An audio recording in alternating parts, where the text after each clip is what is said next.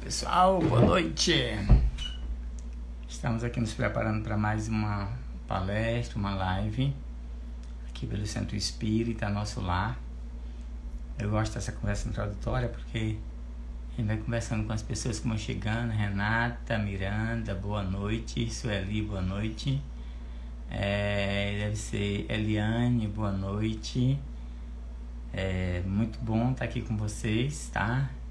Desde já agradecendo a Sueli pelo convite para a gente falar um pouquinho sobre a esquizofrenia, né? A visão da doutrina espírita da esquizofrenia. De cara, agradeço muito a você, Sueli, pelo convite e aos demais colegas que vão participar desse evento nessa noite. Sueli, confere se o som tá bom, se a imagem tá boa, se tá tudo ok. Dá um oizinho aí só pra gente perceber como é que tá o nosso som, como é que estão as coisas por aí, ok?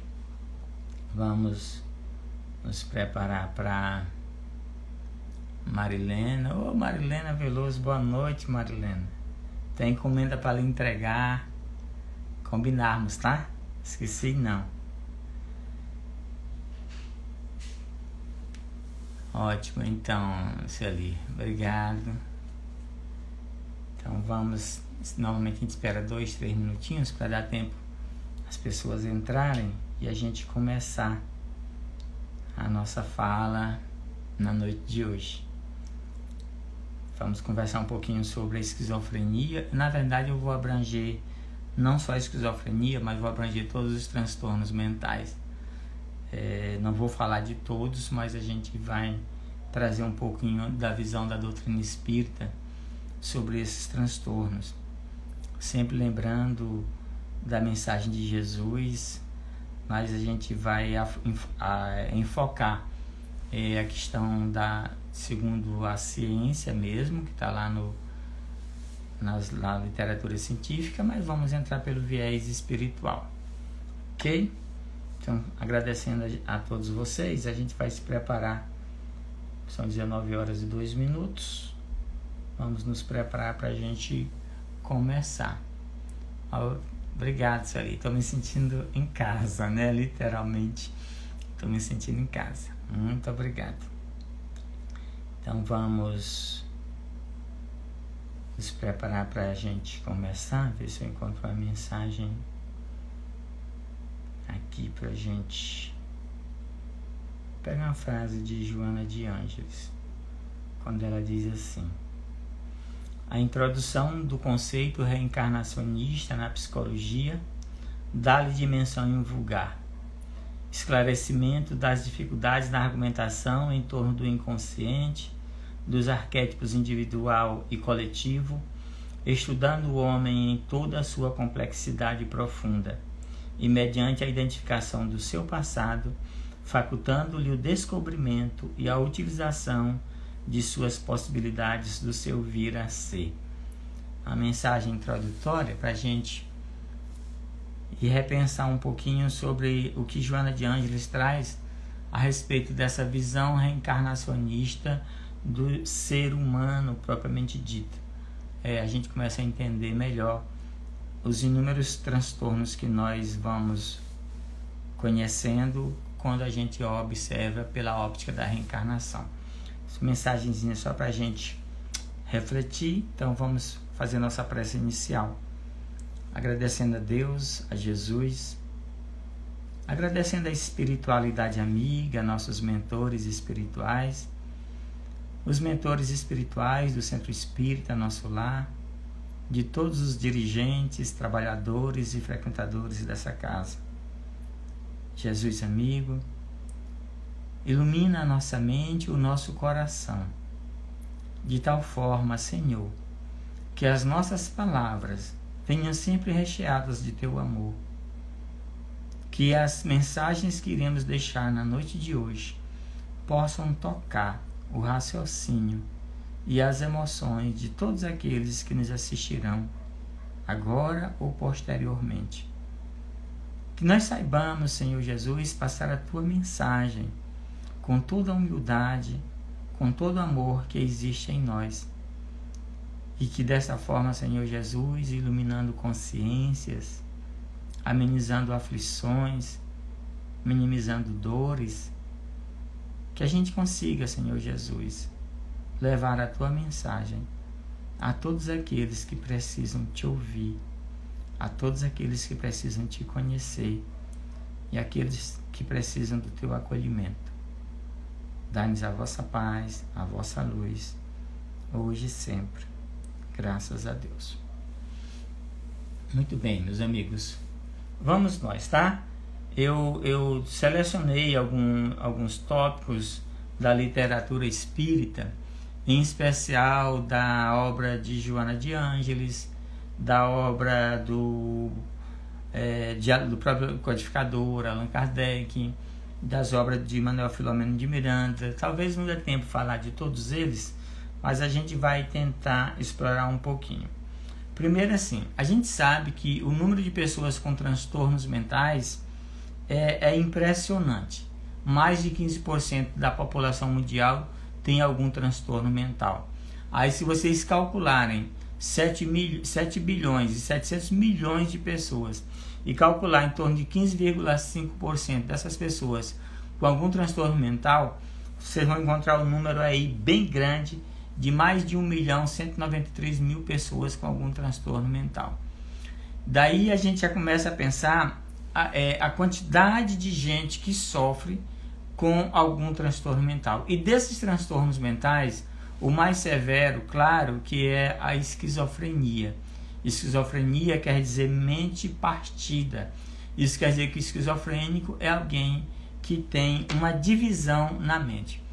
E esse indivíduo que tem essa esquizofrenia, ela tem alguns sintomas, tem alguns transtornos bem característicos, como por exemplo, eles têm alucinações.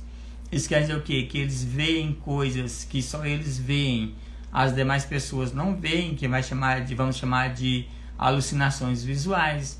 Eles têm alucinações auditivas, né? Ou seja, eles ouvem coisas que só eles ouvem, as demais pessoas não conseguem ouvir. Eles têm alucinações gustativas, ou seja, eles sentem gosto de coisas que só eles sentem. Imagina, por exemplo, você está comendo uma comida ali à mesa e de repente alguém começa a dizer assim: não, mas essa comida aqui está com gosto ruim. E todo mundo come ali de boa e ninguém sente gosto ruim nenhum na comida. A mesma coisa no que diz respeito a cheiros. Ele passa a se queixar de odores desagradáveis e ele vai cheirar, as outras pessoas vão cheirar a comida, no caso, e todo mundo vai sentir um cheiro saboroso da comida, mas para o esquizofrênico a comida está com mau cheiro.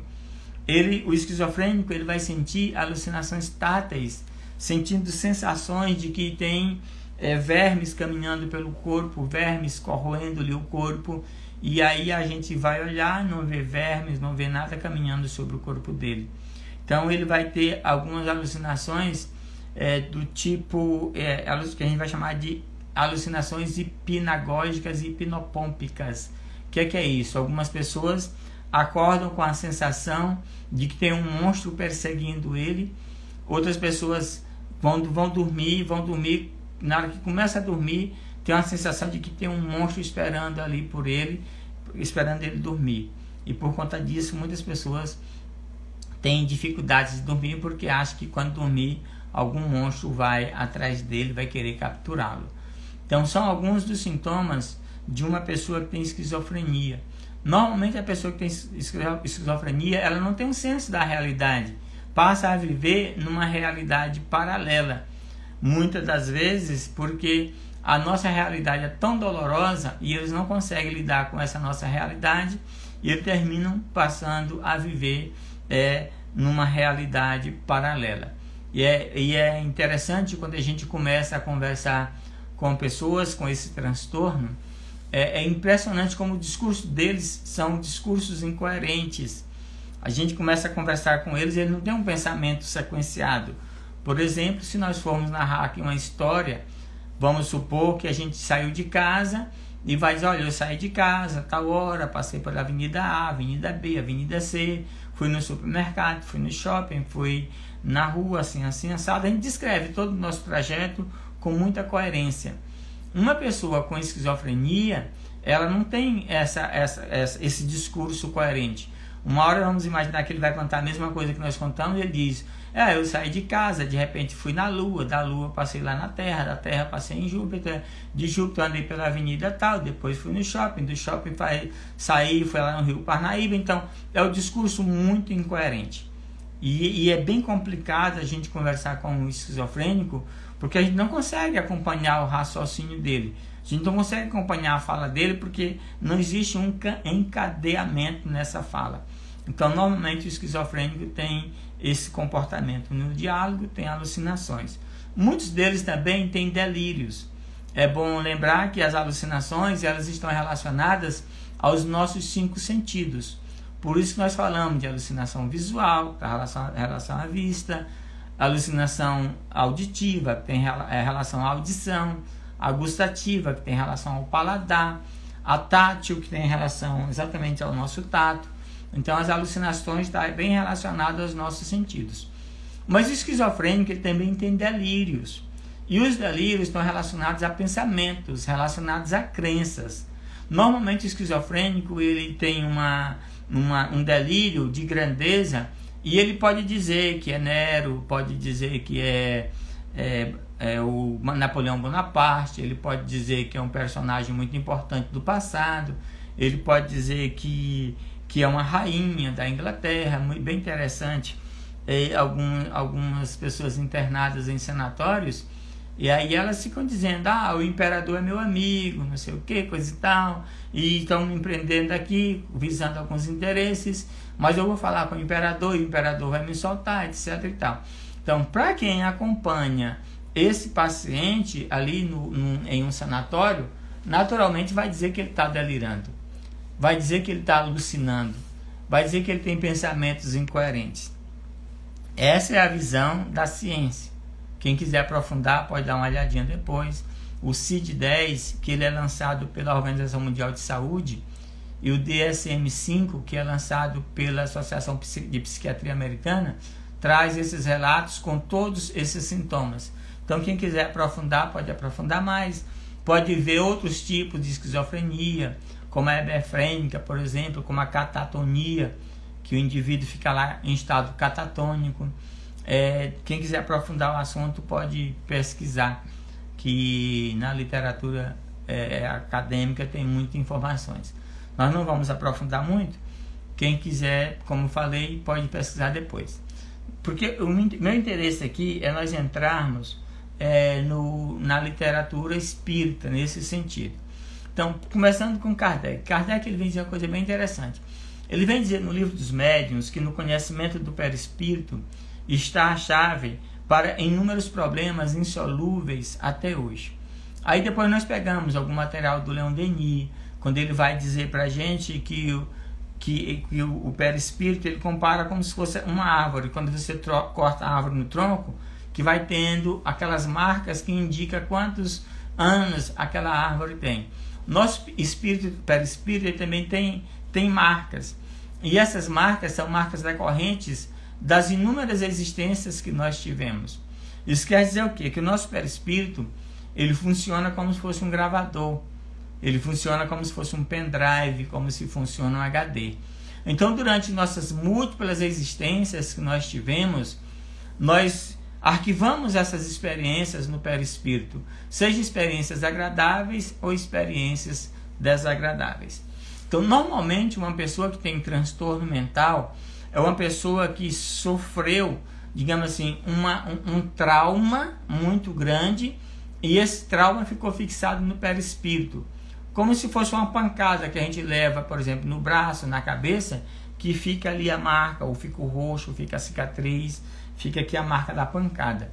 No perispírito também ficam as marcas de um trauma como esse, um trauma grande, deixa essas marcas, ou inúmeros traumas pequenos. Imagina um indivíduo que passa durante muito tempo, um longo tempo, sofrendo pequenos traumas. Então, esses pequenos traumas que o indivíduo vai sofrendo durante muito tempo, ela vai também fixando no perispírito. E no futuro pode mais tarde se manifestar como um transtorno mental.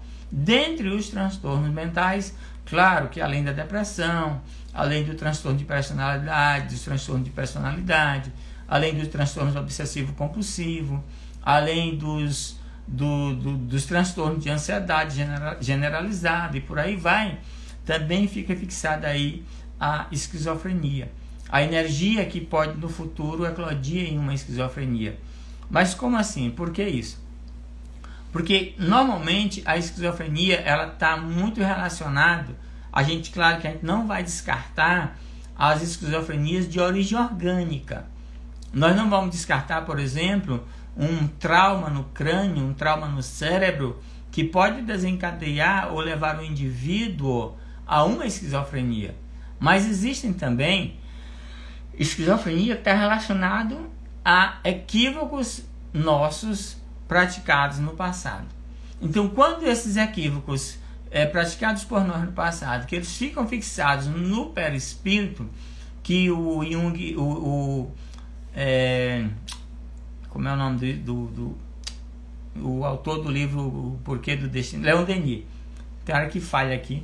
O que o Leon Denis, ele vai dizer uma coisa bem interessante, ele vai dizer que é o inconsciente dos psiquistas, ou seja, aquilo que é inconsciente para a psicologia é o perispírito nosso, né, na doutrina espírita.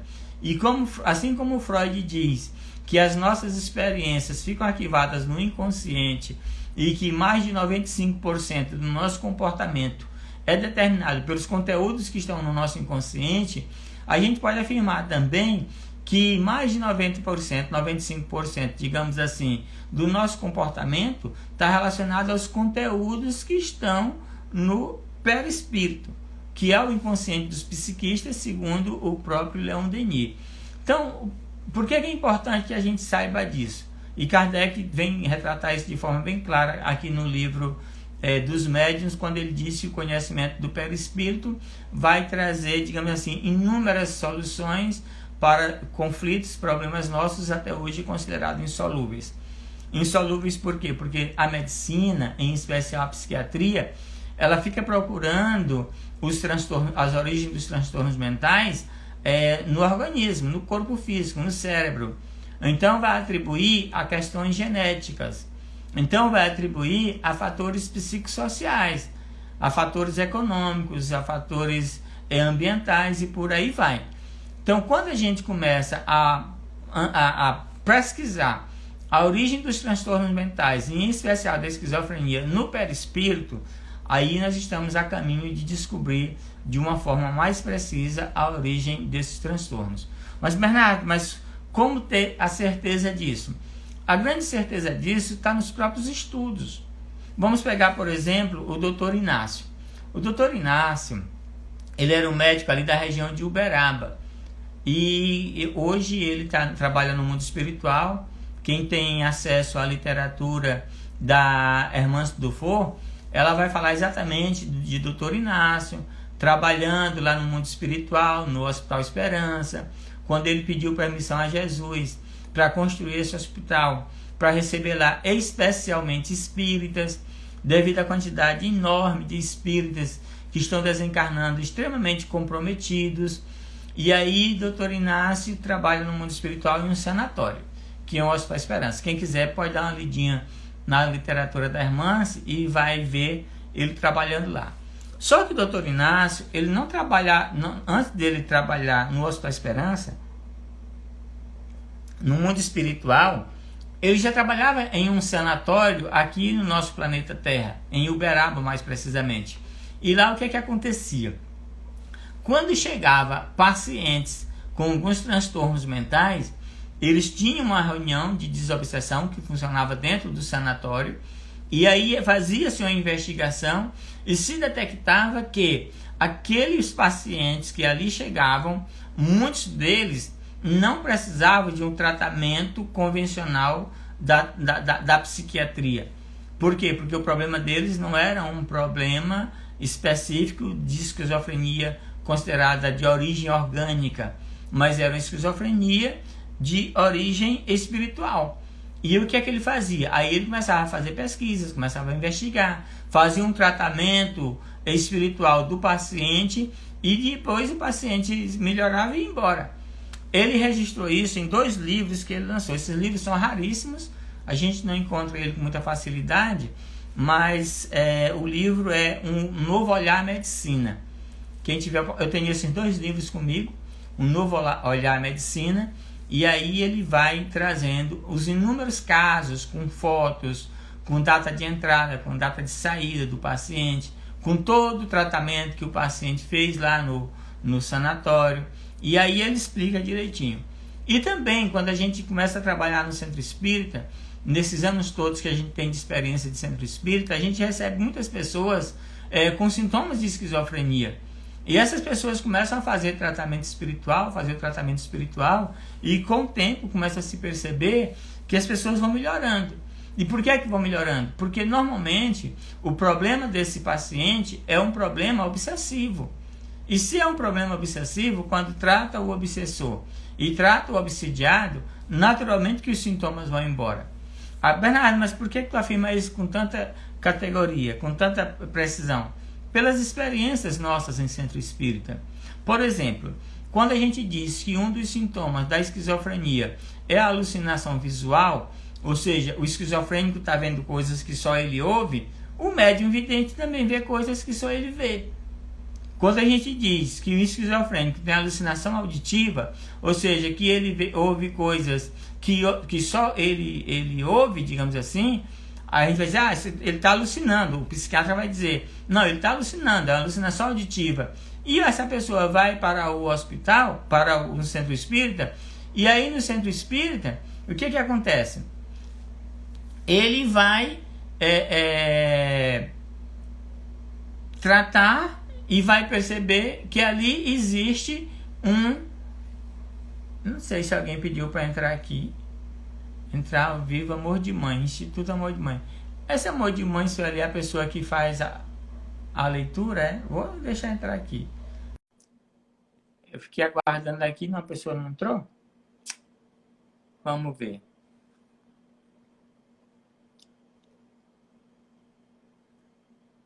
Então, vamos lá.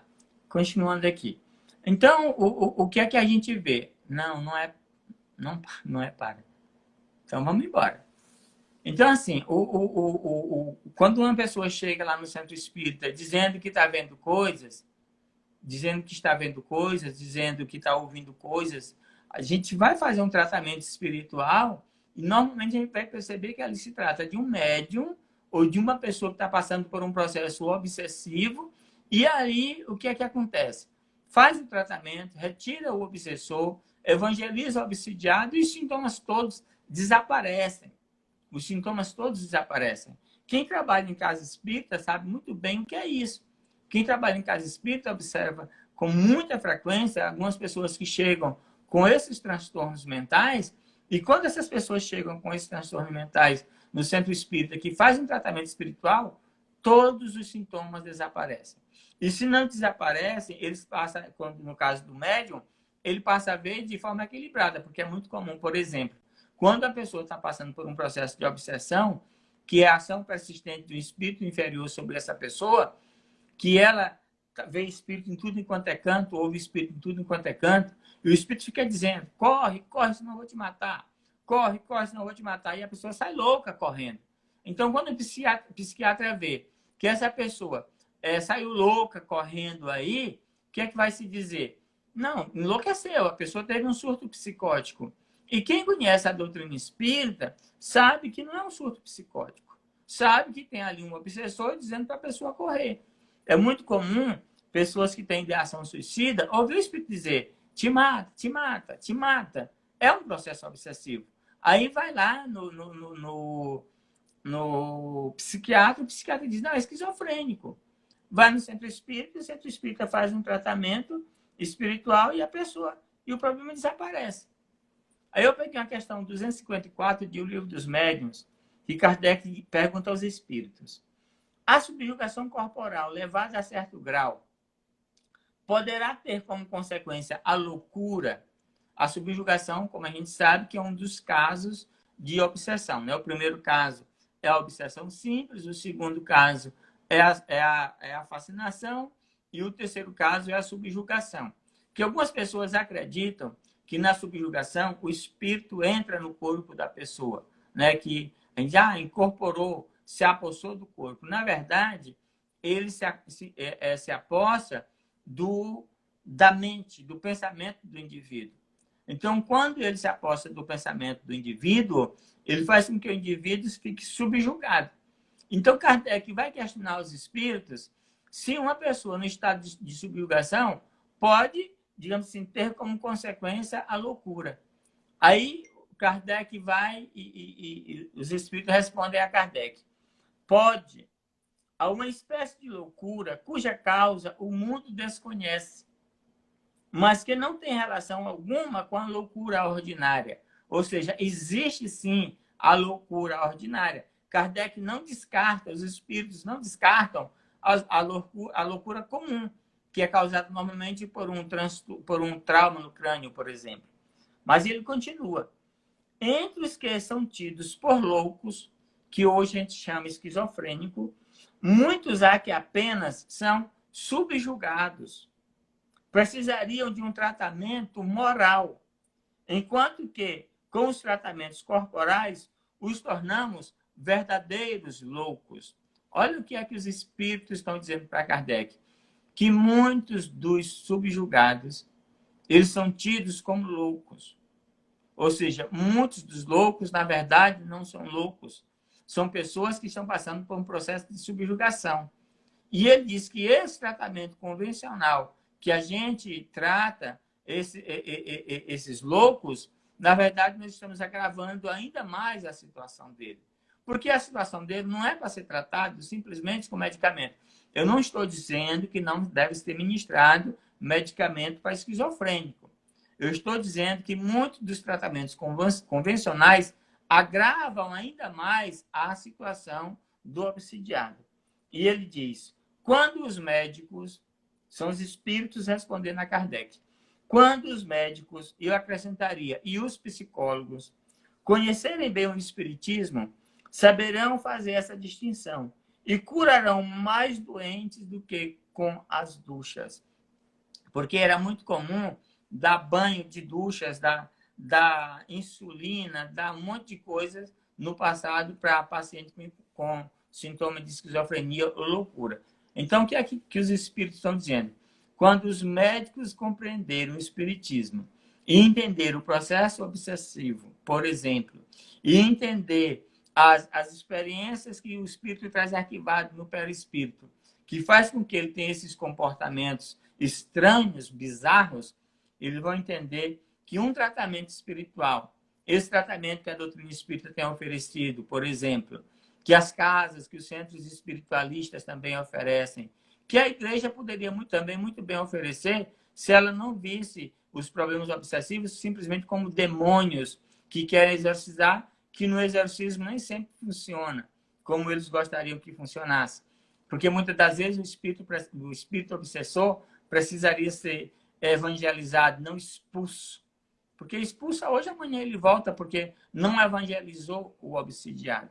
E aí, quando nós entendermos melhor esse processo obsessivo, com certeza vamos curar mais pessoas com esquizofrenia ou com loucura do que o tratamento convencional. Olha o que o Manuel Filomeno de Miranda fala no livro Loucura e Obsessão, que eu trouxe aqui para nós.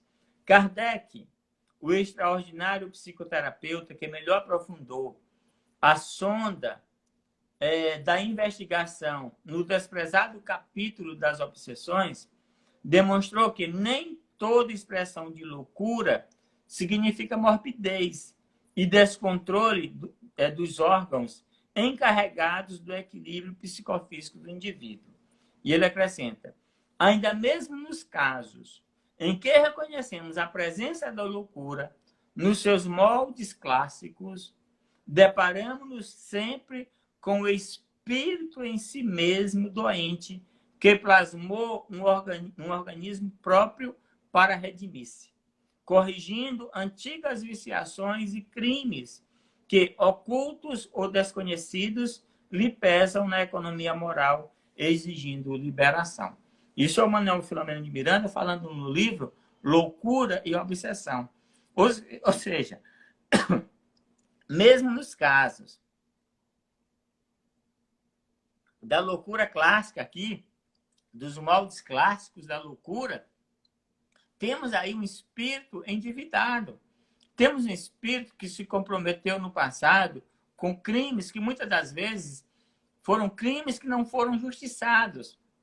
Imaginemos, por exemplo, e a gente vê isso com muita frequência na literatura espírita, o indivíduo tendo um inimigo e ele arquiteta assassinar esse inimigo, às escondidas, às ocultas.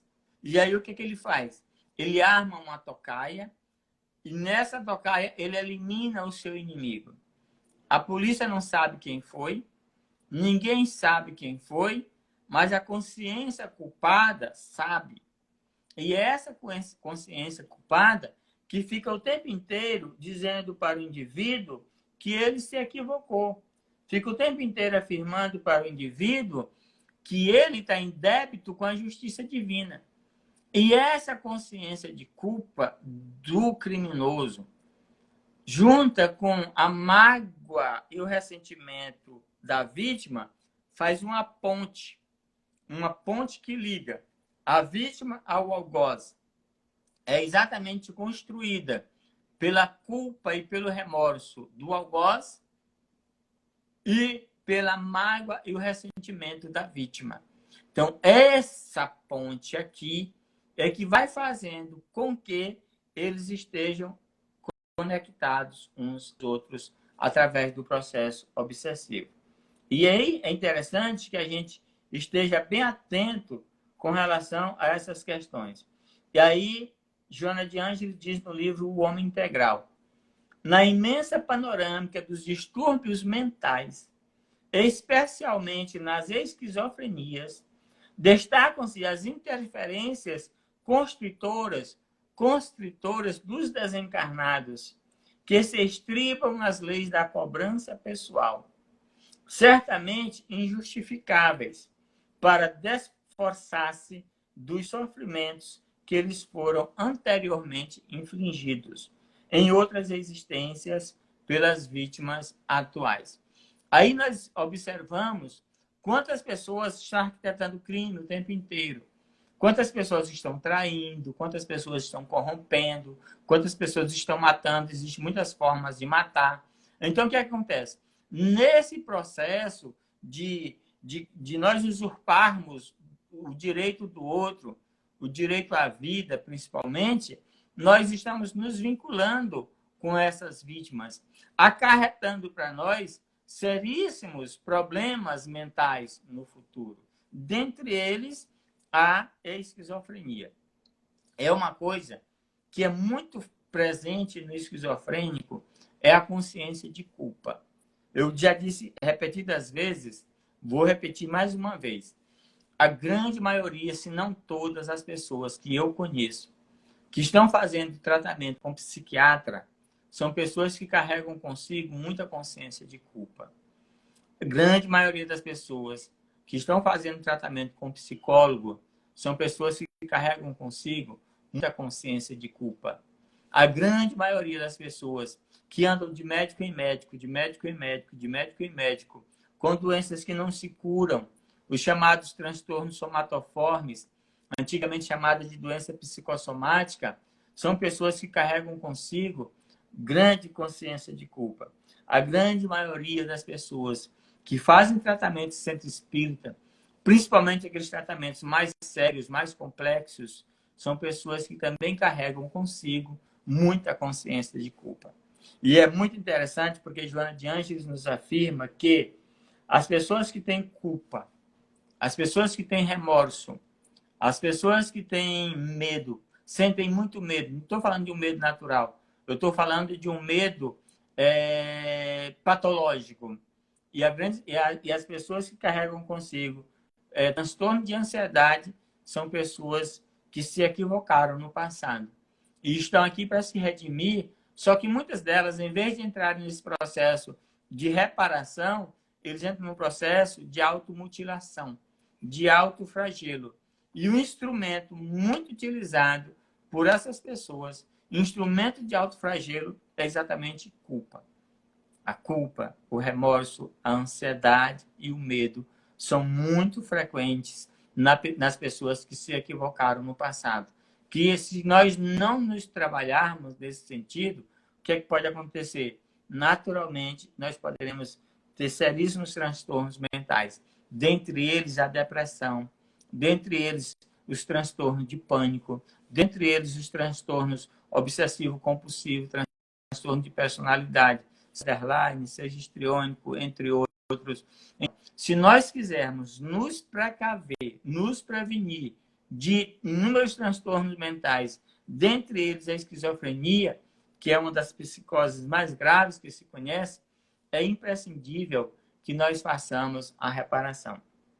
E Joana de Ângeles, ela costuma dizer muito assim: autoconhecimento, autoamor e autoperdão. Ela recomenda muito isso: autoconhecimento, autoamor e autoperdão. E ela sempre acrescenta: não se julgue, não se culpe, apenas descubra-se. E eu costumo muito dizer para as pessoas: não se julgue, não se culpe, apenas descubra-se. Então, se a esquizofrenia tem todo esse contexto espiritual, está muito relacionado com esses equívocos praticados por nós no passado, ou por traumas sofridos no passado, ou por infinitos traumas, por longo tempo, trauminhas pequenos, pequenos traumas que ficaram arquivados no nosso perispírito de existências passadas. Então, qual seria a terapêutica? A terapêutica que a doutrina espírita oferece é simples e é barata. Por que eu digo que é simples e é barata? Porque a gente faz uma comparação, por exemplo, com um tratamento com um psiquiatra.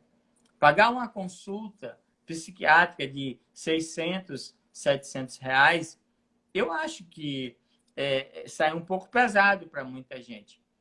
Muito pesado para muita gente. Não é todo mundo que pode tirar do seu orçamento 700 reais. Uma terapia, pagar uma sessão com um psicólogo, 250, 270, 300 reais, não é também tão barato para muita gente. Nem todo mundo pode pagar uma terapia no valor desse. Você imagina o que é desembolsar toda semana 270 reais, 280 reais, 300 reais com um psicólogo. Eu não estou aqui fazendo uma crítica ao valor. Eu estou querendo dizer para vocês que é muito mais barato ir no centro espírita. Claro que não estou dizendo também que não se deva procurar um psicólogo. Pelo amor de Deus. Bernardo está dizendo que não deve fazer terapia. Bernardo está dizendo que não deve procurar um psiquiatra. Eu não estou dizendo isso. Eu estou oferecendo, além de um tratamento psiquiátrico, eu estou oferecendo uma terapêutica que é baratíssima. É baratíssima. O que é? É procurar um centro espírita, procurar um centro espiritualista, procurar uma igreja e se evangelizar. Procurar mudar de conduta, mudar de comportamento, mudar de pensamento. O psicólogo ajuda, o psiquiatra ajuda e o tratamento no centro espírita complementa. Porque se for, mesmo que seja um problema espiritual, muitas das vezes, esse problema é tão grave, esse problema é tão sério, que desequilibra o corpo físico. Aí vai precisar da ajuda de um especialista para passar o medicamento adequado. E quem é esse especialista? O psiquiatra. Quem é que pode e deve passar o medicamento para esses casos? O psiquiatra. Quem é que pode suspender o medicamento? O psiquiatra. Então, procura o psiquiatra para fazer uma terapia, porque esse tratamento, esse caso pode ser uma esquizofrenia do tipo clássico. Então, precisa do medicamento para controlar. Vai a um psicólogo para fazer um tratamento psicológico? Vai sim. Mas, aliando a isso, faz um tratamento espiritual.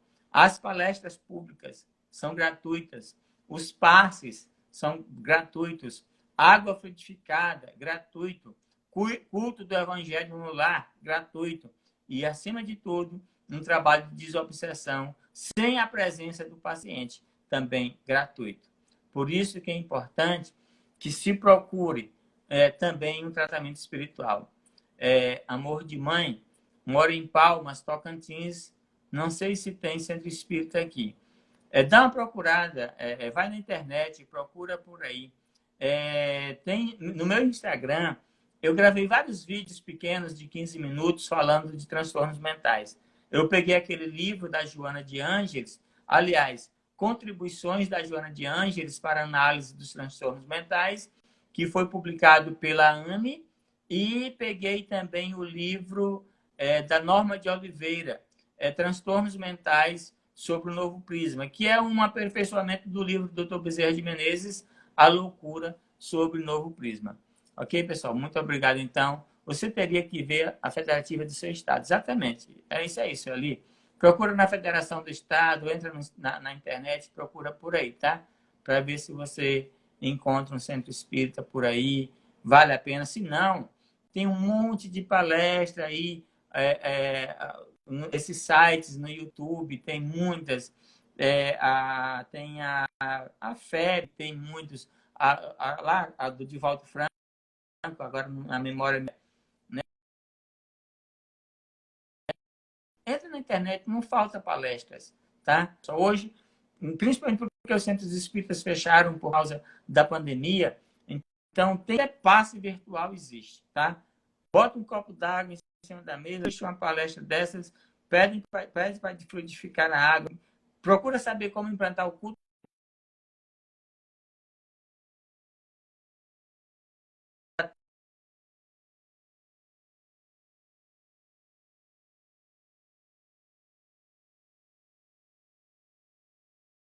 do filho que está se tratando, três com psiquiatra, pronto.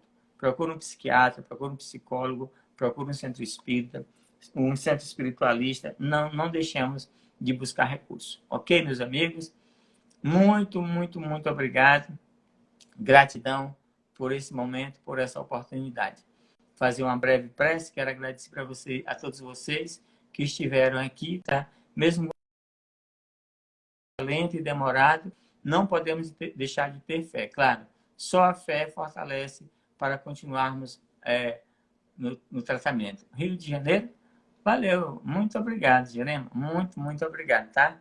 Quero agradecer a todos vocês que deixaram aquela mensagem. Desculpa não ler todos, porque quando eu estou falando aqui não tem como, tá? Mas agradeço a vocês pela oportunidade. Dá uma entrada no meu Instagram, pessoal, Bernardo Freitas, _PC, que tem a série de transtornos mentais guardadinho lá para vocês. Estou com um projeto novo, brevemente eu publico também para vocês irem acompanhando a gente, tá? Vamos então pensar em Deus, em Jesus, nesse momento. Agradecer a espiritualidade amiga por esta oportunidade, que nós procuremos cada vez mais nos aproximar do Cristo, independente da nossa religião, independente de nossas crenças, mas que nós procuremos em Deus um reforço para as nossas almas tão combalidas nesse momento tão conturbado que nós estamos vivendo nos dias de hoje. Que a fé, como disse o próprio Cristo, transporta montanhas. Essas imensas dificuldades que estamos enfrentando, assim como também os nossos vícios, que são inúmeras montanhas que ainda carregamos dentro de nós. Abençoa, Jesus, cada um dos nossos irmãos que participaram desse momento, daqueles que numa outra oportunidade poderão assistir. Que Jesus ilumine a todos nós e que a paz do nosso Mestre Jesus seja sempre conosco, graças a Deus. Ok? Pessoal, muito obrigado pelo momento, muito obrigado pela oportunidade. Sueli, mais uma vez, obrigado pelo convite, tá? Sempre que possível, a gente puder, a gente está à disposição, ok? Abraço grande e até a próxima, ok? Vamos encerrando por aqui. Eu espero deixar gravado aqui, viu, Sueli? Vou torcer, tá?